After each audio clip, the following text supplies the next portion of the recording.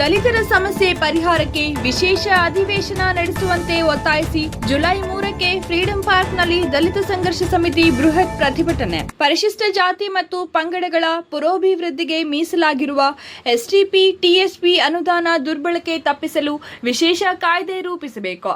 ಈ ವರ್ಗಗಳು ಎದುರಿಸುತ್ತಿರುವ ಸಮಸ್ಯೆಗಳ ಪರಿಹಾರಕ್ಕೆ ವಿಶೇಷ ಅಧಿವೇಶನ ಕರೆದು ನ್ಯಾಯ ಒದಗಿಸಬೇಕೆಂದು ಆಗ್ರಹಿಸಿ ಜುಲೈ 3ರಂದು ಬೆಂಗಳೂರಿನಲ್ಲಿ ಬೃಹತ್ ಪ್ರತಿಭಟನೆ ಹಮ್ಮಿಕೊಳ್ಳಲಾಗಿದೆ ಎಂದು ದಲಿತ ಸಂಘರ್ಷ ಸಮಿತಿ ರಾಜ್ಯ ಸಂಘಟನಾ ಸಂಚಾಲಕ ಮಾವಳ್ಳಿ ಶಂಕರ್ ಸರ್ಕಾರವನ್ನು ಆಗ್ರಹಿಸಿದರು.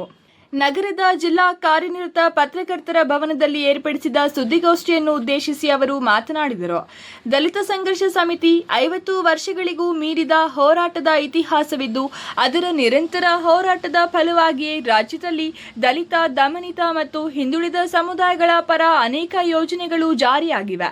ಆದರೆ ಇಂದಿಗೂ ಪರಿಶಿಷ್ಟ ಜಾತಿ ಮತ್ತು ಪರಿಶಿಷ್ಟ ಪಂಗಡಗಳ ಮೂಲಭೂತ ಸಮಸ್ಯೆಗಳು ಬಗೆಹರಿಯದೆ ಉಳಿದಿರುವ ಹಿನ್ನೆಲೆಯಲ್ಲಿ ಜುಲೈ 3ರಂದು ಬೆಂಗಳೂರಿನ ಫ್ರೀಡಂ ಪಾರ್ಕ್ನಲ್ಲಿ 19 ಬೇಡಿಕೆಗಳನ್ನು ಮುಂದಿಟ್ಟು ಬೃಹತ್ ಪ್ರತಿಭಟನೆ ಹಮ್ಮಿಕೊಳ್ಳಲಾಗಿದೆ ಎಂದು ದಲಿತ ಸಂಘರ್ಷ ಸಮಿತಿ ಮುಖಂಡರು ತಿಳಿಸಿದ್ದಾರೆ. ನಗರದಲ್ಲಿ ನಡೆದ ಸುದ್ದಿಗೋಷ್ಠಿಯಲ್ಲಿ ಮಾತನಾಡಿದ ಅವರು 1978ರ ಸಿದ್ಲಿಪುರ ಭೂ ಹೋರಾಟದ ಫಲವಾಗಿ ಪಿಟಿಸಿಎಲ್ ಕಾಯ್ದೆ ಜಾರಿಯಾಗಿ ಸಾವಿರಾರು ಎಕರೆ ಭೂಮಿ ದಲಿತರಿಗೆ ದೊರೆಯುವಂತಾಯಿತು. ಹೆಂಡ ಬೇಡ, ಶಾಲೆ ಬೇಕು ಎಂಬ ದಲಿತ ಸಂಘರ್ಷ ಸಮಿತಿ ಹೋರಾಟದಿಂದಲೇ ಇಂದು ಸಾವಿರಾರು ವಸತಿ ಶಾಲೆಗಳು ಆರಂಭವಾಗಿ ಶಿಕ್ಷಣ ಕ್ರಾಂತಿಗೆ ನಾಂದಿ ಹಾಡಿವೆ ಎಂದು ಹೇಳಿದ್ದಾರೆ. 2013ರಲ್ಲಿ ಮುಖ್ಯಮಂತ್ರಿ ಸಿದ್ದರಾಮಯ್ಯ ನೇತೃತ್ವದ ಸರ್ಕಾರ ಎಸ್ಸಿಪಿ, ಟಿಎಸ್ಪಿ ಕಾಯ್ದೆ ಜಾರಿಗೆ ತಂದಿದ್ದು 2014ರಿಂದ 2026ರವರೆಗೆ ಸುಮಾರು 4 ಲಕ್ಷ ಕೋಟಿ ಅನುದಾನ ಬಳಕೆಯಾಗಿದೆ ಎಂದು ಸರ್ಕಾರ ಹೇಳುತ್ತಿದೆ. ಆದರೆ ಈ ಅನುದಾನದಿಂದ ಪರಿಶಿಷ್ಟ ಸಮುದಾಯಗಳ ಜೀವನ ಮಟ್ಟದಲ್ಲಿ ಯಾವ ಬದಲಾವಣೆ ಆಗಿದೆ ಎಂಬುದಕ್ಕೆ ಸರ್ಕಾರದ ಬಳಿ ಸ್ಪಷ್ಟ ಉತ್ತರ ಇಲ್ಲ ಎಂದು ಆರೋಪಿಸಿದರು. ಇಂದಿಗೂ ಭೂಹೀನರಿಗೆ 1 ಎಕರೆ ಭೂಮಿ ನೀಡುತ್ತಿಲ್ಲ. ಗಂಗಾ ಕಲ್ಯಾಣ ಯೋಜನೆಯಡಿ ಕೊರೆಸಿದ ಕೊಳವೆ ಬಾವಿಗಳಿಗೆ ವಿದ್ಯುತ್ ಸಂಪರ್ಕ ಕಲ್ಪಿಸಿಲ್ಲ. ಗೋಮಾಳ ಭೂಮಿಯಲ್ಲಿ ದಶಕಗಳಿಂದ ಉಳುಮೆ ಮಾಡುತ್ತಿರುವವರಿಗೆ ಹಕ್ಕುಪತ್ರ ನೀಡುತ್ತಿಲ್ಲ ಎಂದು ದೂರಿದರು.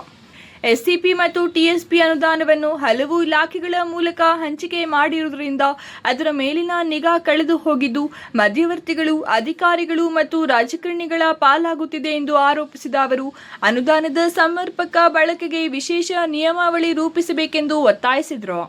ಪರಿಶಿಷ್ಟ ಜಾತಿ ಮತ್ತು ಪಂಗಡಗಳ ಸಮಸ್ಯೆಗಳ ಪರಿಹಾರಕ್ಕಾಗಿ ಸರ್ಕಾರ ವಿಶೇಷ ಸಚಿವ ಸಂಪುಟ ಸಭೆ ಹಾಗೂ ವಿಶೇಷ ಅಧಿವೇಶನ ಕರೆದು ಸಂಘಟನೆಗಳೊಂದಿಗೆ ಚರ್ಚೆ ನಡೆಸಬೇಕು. ಇಲ್ಲವಾದಲ್ಲಿ ಜುಲೈ 3ರಂದು ಬೆಂಗಳೂರಿನ ಫ್ರೀಡಂ ಪಾರ್ಕ್ನಲ್ಲಿ ನಡೆಯುವ ಬೃಹತ್ ಪ್ರತಿಭಟನೆಯ ಮೂಲಕ ರಾಜ್ಯ ಸರ್ಕಾರದ ಗಮನ ಸೆಳೆಯಲಾಗುವುದೆಂದು ಎಚ್ಚರಿಸಿದರು. ಸುಮಾರು 15 ವರ್ಷಗಳ ಸುದೀರ್ಘ ಹೋರಾಟದ ಮೂಲಕ ಬಂದಂತದ್ದು ಎಸ್ಸಿಪಿ ಮತ್ತು ಟಿಎಸ್ಪಿ ಒಂದು ಕಾಯ್ದೆ. 2013ರಲ್ಲಿ ಸನ್ಮಾನ್ಯ ಸಿದ್ದರಾಮಯ್ಯನವರು ಆ ಕಾಯ್ದೆಯನ್ನ ಜಾರಿಗೆ ತಂದ್ರು. 14ರಲ್ಲಿ ಅದು ಕಾಯ್ದೆ ಅನುಷ್ಠಾನಗೊಳ್ತು. 14ರಿಂದ 26ರವರೆಗೂ ಸುಮಾರು 4 ಲಕ್ಷ ಕೋಟಿಯಷ್ಟು ಹಣವನ್ನ ಈ ಸಮುದಾಯಗಳಿಗೆ ನಾವು ವಿನಿಯೋಗ ಮಾಡಿದ್ದೀವಿ ಅಂತ ಹೇಳ್ತಾ ಇದ್ದಾರೆ. ಆದರೆ ವಸ್ತುಸ್ಥಿತಿ ಏನಾಗಿದೆ?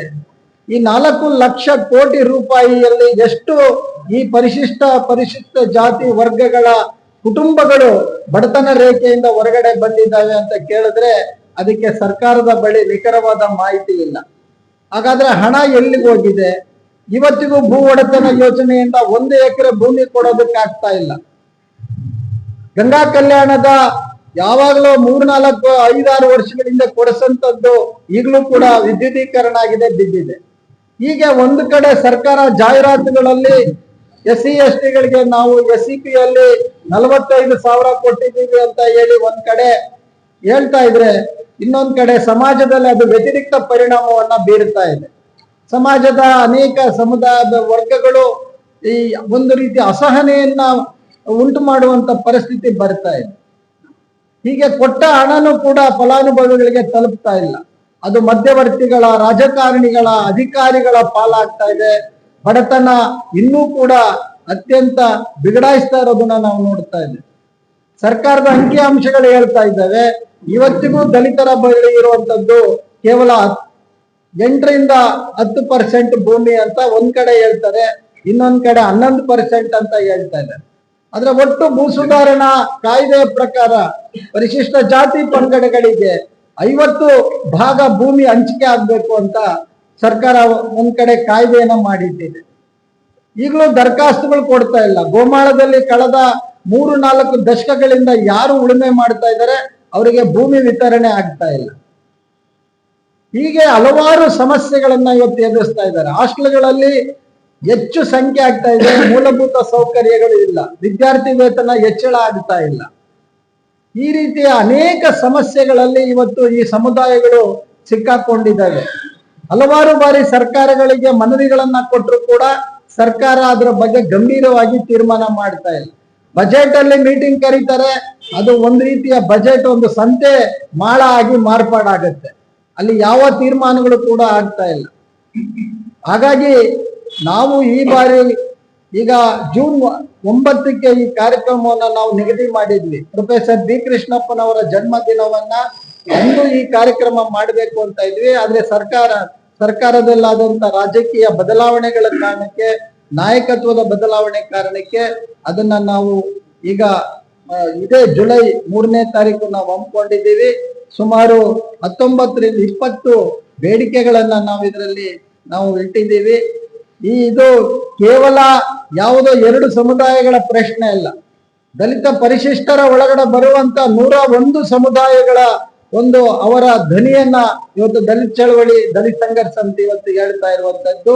ಹಾಗಾಗಿ ಸರ್ಕಾರ ಕೂಡಲೇ ಒಂದು ವಿಶೇಷ ಸಂಪುಟ ಸಭೆಯನ್ನ ಕರಿಬೇಕು. ಮತ್ತು ಈ ಹಿಂದೆ ಏನು ಸಿದ್ದರಾಮಯ್ಯನವರು ಬಜೆಟ್ ಘೋಷಣೆ ಮಾಡಿದ್ರು, ನಾವು ಈ ಒಂದು ವರ್ಗದ ಹಿತಾಸಕ್ತಿಗಾಗಿ ಒಂದು ಅಧಿವೇಶನವನ್ನ ನಾವು ಕರಿತೀವಿ ಅಂತ ಹೇಳಿದ್ರು. ಅಧಿವೇಶನವನ್ನು ಈ ಸಂಬಂಧ ಕರಿಬೇಕು ಮತ್ತು ಸಂಪುಟ ಸಭೆಯಲ್ಲಿ ಏನು ತೀರ್ಮಾನ ಮಾಡ್ತೀರಿ ಅದು ಅಧಿವೇಶನದಲ್ಲಿ ಮಂಡಿಸಿ ಅದನ್ನ ಕಾರ್ಯಗತಗೊಳಿಸಬೇಕು.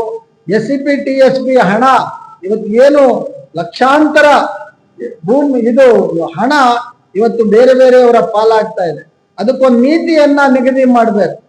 ಸುದ್ದಿಗೋಷ್ಠಿಯಲ್ಲಿ ದಲಿತ ಸಂಘರ್ಷ ಸಮಿತಿ ಹಿರಿಯ ಮುಖಂಡರಾದ ಸುಧಾ ವೆಂಕಟೇಶ್, ಗಾನಾ ಅಶ್ವಥ್, ವೆಂಕಟರಾಮು, ಡೇವಿಡ್, ಪಾಲಿಕೆರೆ ವೆಂಕಟೇಶ್, ಶ್ರೀನಿವಾಸ್, ಸೂಲಕುಂಟೆ ವೆಂಕಟೇಶ್ ಸೇರಿದಂತೆ ಹಲವರು ಉಪಸ್ಥಿತರಿದ್ದರು. Jangalahalli Ashwath, power news 1, Chikkaballapur.